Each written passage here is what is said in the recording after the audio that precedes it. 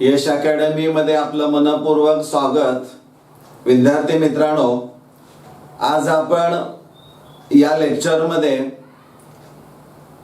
Elements of groups of 16, 17 and 18 या चॅप्टरवर MST CET, नीट आणि JEE या परीक्षांना कशा प्रकारचे प्रश्न विचारले जाऊ शकतात आणि त्या प्रश्नांची निर्मिती कशी आपण करू शकतो या अनुषंगाने आपण आज चर्चा करणार आहोत.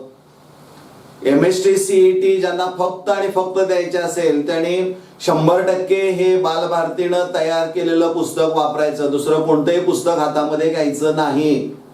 पण ज्या विद्यार्थ्यांना नॅशनल लेवलची परीक्षा द्यायची आहे, नीट द्यायची आहे, JEE द्यायची आहे, या परीक्षांना मात्र जर तुम्ही फेस करणार असाल तर हेही पुस्तक तितकंच अपेक्षित आहे, कारण यावर तुम्ही बोर्ड एक्झामिनेशन दिलेली आहे.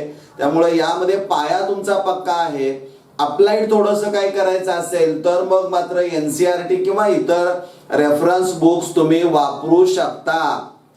हे तुम्हाला माहित असणं अपेक्षित आहे. पण आज तुम्हाला काही अशा ट्रिक्स देणार आहे की कशा पद्धतीनं MCQ ची तयारी तुम्ही करणं गरजेचं आहे किंवा कसा MCQ तुमच्याकडून तयार व्हावा ही अपेक्षा याच्यामध्ये मी केलेली आहे.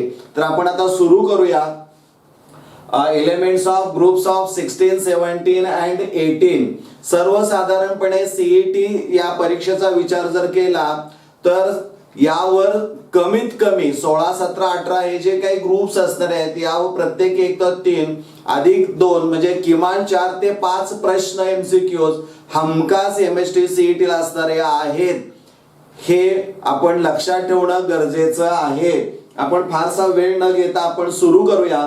पेज नंबर 138 वर हा चॅप्टर सुरू होत आहे आणि त्यामध्ये एक ऑकरन्सचा जो पार्ट आहे त्यामध्ये इथं गॅलिनाला अंडरलाईन मी केलेले आहे. म्हणजे एक ऑकरन्स मिनरल किंवा ओर आहे, याची केमिकल फॉर्म्युले आपण लक्षात ठेवणं अपेक्षित असणार आहे. विद्यार्थी मित्रांनो, त्याच्यावर 1 मार्काचा किंवा 4 मार्काचा प्रश्न असा आहे की the molecular formula of galena is. The molecular formula of galena is. तर तो जो फॉर्म्युला असणार आहे तो तुम्हालाही माहित असायला पाहिजे. तो असणार आहे PbS म्हणजे लीड सल्फाइड हा त्याचा केमिकल फॉर्म्युला असणारा आहे. दिलेल्या पर्यायामधून हा लक्षात ठेवणं अपेक्षित आहे. म्हणजे तिथं अंडरलाईन करून तुम्ही ठेवू शकता किंवा त्याच पेजवर वाचत गेला तर एक वाक्य आहे पहा, all the noble gases except radon occur in the atmosphere. हे एक विधान वेगळं आहे, यावर MCQ तयार केला जाऊ शकतो. The noble gas which is not found in atmosphere is. Answer त्याचं काय असणार आहे, दिलेल्या पर्यायांमधून आन्सर पटकन लक्षात यायला पाहिजे की तो रेडॉन असला पाहिजे. हे लक्षात घ्या. म्हणजे या पद्धतीनं तिथं अंडरलाईन करून MCQ कसा तयार होऊ शकतो यासाठी तुम्ही ते मन लावून वाचलं पाहिजे. आणि पेन्सिल हातात असेल तर तिथं लगेच एक टिकमार्क करून ठेवणं अपेक्षित असणार आहे. किंवा आणखीन एक प्रश्न विचारलेला आहे, पेज नंबर 141 वर आहे.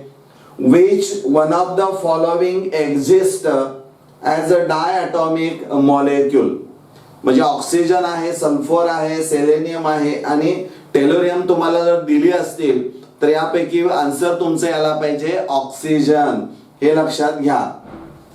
किंवा आणखीन एक त्याच पानावर 141 वर एक प्रश्न आहे पहा, bond dissociation enthalpies of halogen molecules follows the असं म्हटलं. यावर प्रश्न आहे की which one of the following orders is the correct for bond dissociation enthalpy of halogen molecules. हा 4 मार्काचा प्रश्न आहे. 1 मार्काचा पण प्रश्न होऊ शकतो.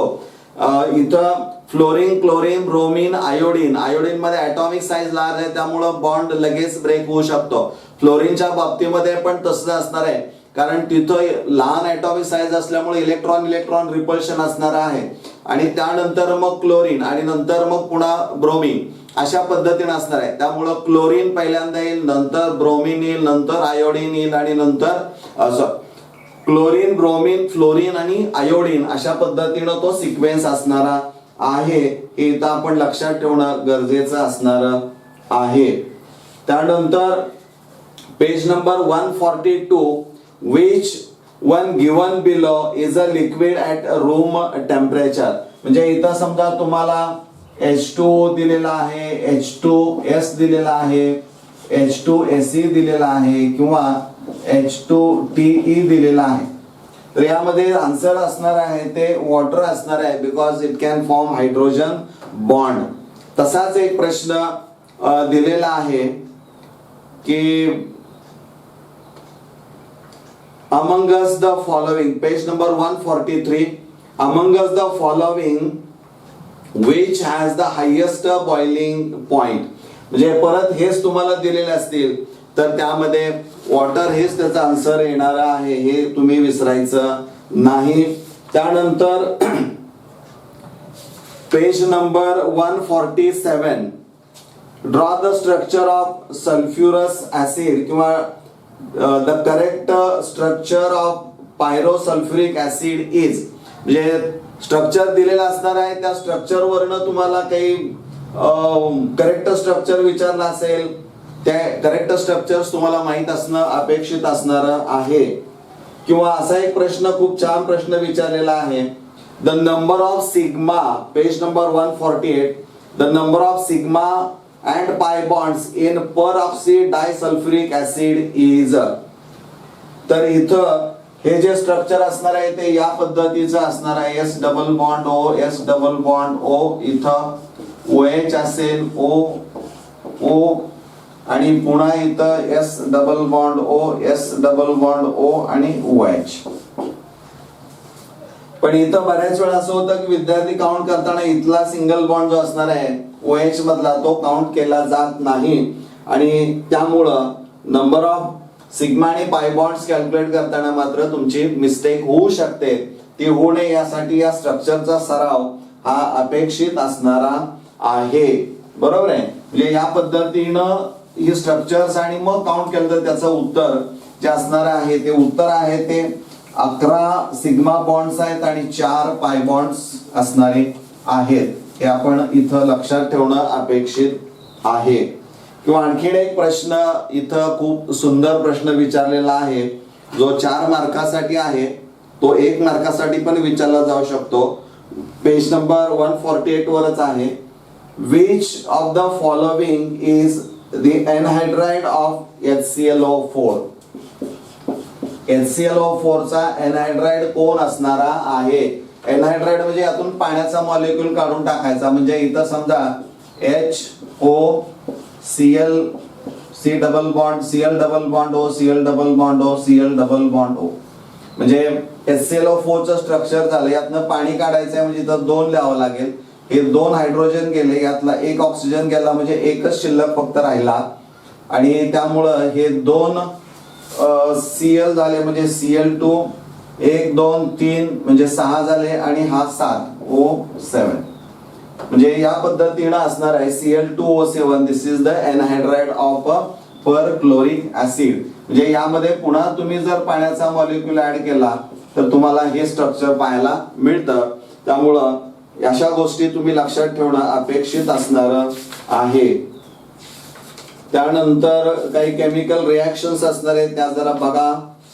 त्यानंतर आणखीन एक प्रश्न आहे यामध्ये, among the following which is the strongest oxidizing agent. म्हणजे तुम्हाला समजा इथं ब्रोमीन दिलंय, फ्लोरीन दिलंय, आयोडीन दिलंय आणि Cl2 दिलेला आहे. तर यामध्ये स्ट्रॉंगेस्ट ऑक्सिडायझिंग कोण असणार आहे तर तो फ्लोरीन असणारा आहे. हे तुम्हालाही माहित असणार आहे. त्यानंतर पेज नंबर 160 वर structures of some interhalogen compounds दिलेले आहेत. त्यावरही प्रश्न विचारला जाऊ शकतो की which compound has square pyramidal structure.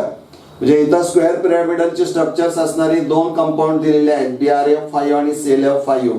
ही लक्षात ठेवणं गरजेचं असणार आहे. स्क्वेअर ज्यावेळी तुम्ही काढाल त्यावेळेस तो अशा पद्धतीचा असणार आहे. इथं सेंट्रल आयटम आणि हा एक बॉन्ड तुम्हाला दाखवता येईल.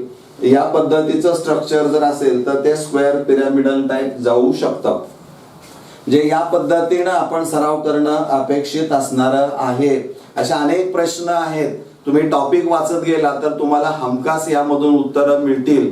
जिथं वेगळे पण दिसतंय तिथं थांबा, अंडरलाईन करा आणि त्यावर एमसीक्यू कसा तयार केला जाऊ शकतो, असू शकतो, ते मांडणी करा. आणि तुम्हाला हा सराव जर केला तर निश्चित यश तुम्हाला या परीक्षेमध्ये सुद्धा येईल याची मला खात्री आहे. धन्यवाद.